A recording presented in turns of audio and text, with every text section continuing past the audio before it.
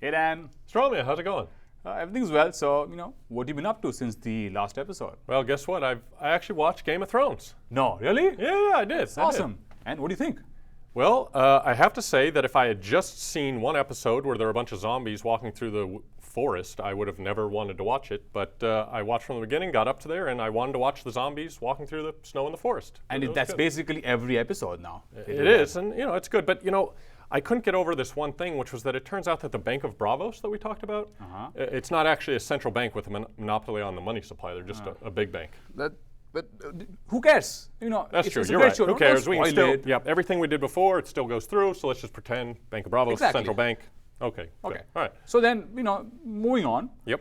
We learned in the last video that the central bank has kind of two jobs. Yep. It takes care of keeping the inflation levels down, Yep. and it tries to keep also the unemployment levels at the lowest. Yep. And so the next natural question is, once they figure out kind of how to keep those levels, so why don't they just set it at some level and just walk away? Walk away. Yeah. Yeah. Just, Maybe relax. go watch Game of Thrones. Exactly.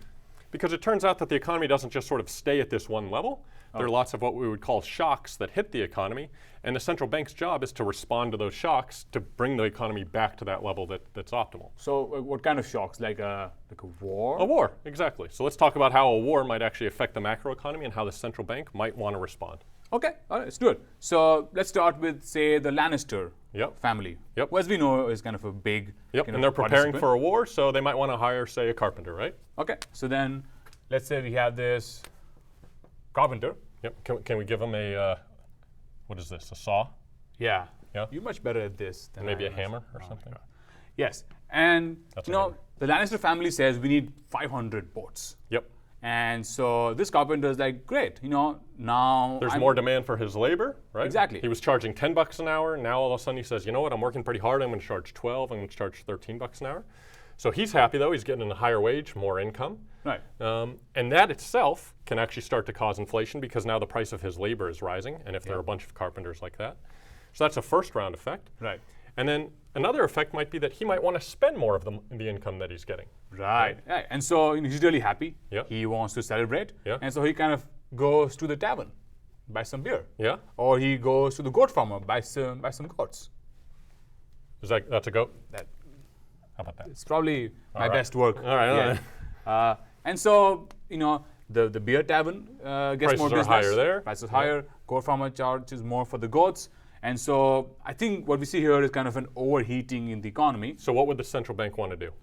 But I guess in this case, they'd want to increase interest rates Yep. in order to combat this inflation. Yep, exactly. Slow down the economy, slow down spending, and then prices would not rise quite as quickly. Okay, see, I get that. But I'm not sure, the carpenter is that optimistic. Because, you've seen the dragons, right? That dragon can obliterate the entire kind of carpentry shop, Oh, so you're saying sort of war in Game of Thrones is not just, hey, we hire a bunch of carpenters, build a bunch of stuff, and then go fight the war. It's more like a dragon just comes in and destroys everything. Toast. Right, so if that's the case, how would this carpenter respond if he thinks, you know what, in a few months, dragons are going to come by and they're going to completely wipe out my manufacture or my shop. And the farmers think, oh, the dragons are just going to destroy all my crops. Right. How would you respond if you know that tomorrow you're going to have no income left anymore? Well, there's dragons involved, so I'm just going to run away screaming. Okay, sure, you could do that. But then also, I'm going to start saving because I'm not sure if I'm going to make money later. Exactly. So if you're the carpenter, you're not going to go to the tavern and buy the beer because you're worried you want to hold on to your money for the future, and you're not going to buy the goat's milk. And so what would that do to unemployment in the economy? Well, I guess unemployment goes up. Unemployment goes up because now this beer tavern, they're not selling any beer. Goat Right. farmer, he's not working. Tragedy. And so what would the goat farm or what would the central bank want to do? But I guess in this case, they'd want to print more money. Yep, in lower order to interest spur the rates. spending. Exactly. So on. Okay, I we get go. it. Hey, that was pretty cool though. That two-layer effect. Oh, thanks. You've seen Game of Thrones now. They have these maesters in Mm-hmm. Game of Thrones. You're like one of those maesters who sits in the, kind of the big castle, reads the books. If I hadn't seen Game of Thrones, I'd be flattered. I'd say thank you. But if I recall, they just sit around and talk about stuff, but they don't actually get anything done. They don't do anything to solve the problems. Yeah, that's maybe kind of. Look, I know you might think that about academics, but we do stuff, you just don't see it. The invisible hand and all. Yeah, I'm sure. Yeah. Oh my God. Okay. Anyway, moving on. So that's kind of very negative right there. Let's talk about something more upbeat. Okay. Let's say you're a regular farmer. Okay. right? And you just found out that your farm is going to be twice as fertile. Okay, 2 so years from he's now. a farmer. He has some crops. He has some crops. Yep. What are the balloons? What are those? They're crops. It's corn. All right. And so the farmer there, he's really happy because he thinks his farm is going to be more valuable. Right. So he thinks he's rich, or he's going to be rich in the future. Right.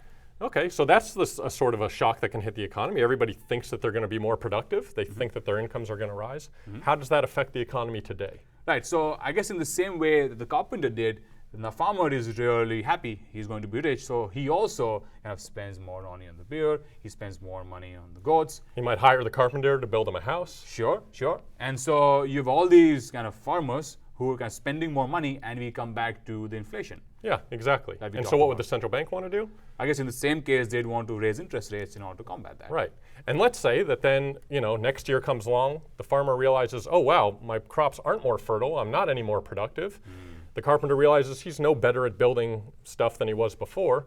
People realize they're not richer, then what might happen? Well, in that case, I guess everything comes crashing down. Potentially, yeah, it would fall back. He'd stop spending as much, he wouldn't be employed, and he'd stop spending as much, and then we might get unemployment, and so then the central bank would want to Raise interest rates. lower interest rates. Because we've got unemployment, they'd Yeah, lower yeah. interest rates, they'd I bring see. the economy back up and keep it where it is. Right. Well, that's kind of one way to look at it, but we haven't really talked about these balloons, or say crops. Okay? What if the ground is actually more fertile? Oh, that's a good What if question. there is more productivity? Yeah, so we just talked about the case where they thought they were going to be more productive, but they actually weren't. But you're saying, what if they actually are more productive? How would that affect the economy, and how would the central bank respond? Well, let's say that he is more productive. He's definitely going to buy a house. He's going to buy that from the carpenter. And the carpenter's going to want to buy more crops. All right. But now the price of crops is going to go down because it's more efficient. It's cheaper for the farmer to produce them. So Right. while there would be upward inflation from people trying to spend more on crops, there's also downward pressure on inflation from the fact that it's cheaper, it's more efficient. Oh, I see. So those two kind of start balancing out a Exactly. little bit, and the central bank then might not need. to Yeah, do they might anything. just be on cruise control. They might just be able to, at that point, the amount of spending in the economy is growing at the same rate as the economy's capacity. And I so see. we're still at that sort of optimal point where we're spending as much as we're able to produce. Okay, I see. You know what? I think I'm beginning to understand kind of how this works. So the central bank, either increases or decreases interest rates based on kind of, whether the inflation goes up or whether the economy is actually growing, and so on. Yeah, and there are a bunch cool. of different shocks that can affect whether or not that's the case, and they want to respond to that. Excellent. You know what, Dan? I think you've done an excellent job here. Oh, thank you. And since I've given myself, a couple of promotions, Yeah. I thought it's more than fitting for you to have one of your own. And so Interesting. Okay. I have here, brand new paper crown. Wow, May I? I feel so wonderful.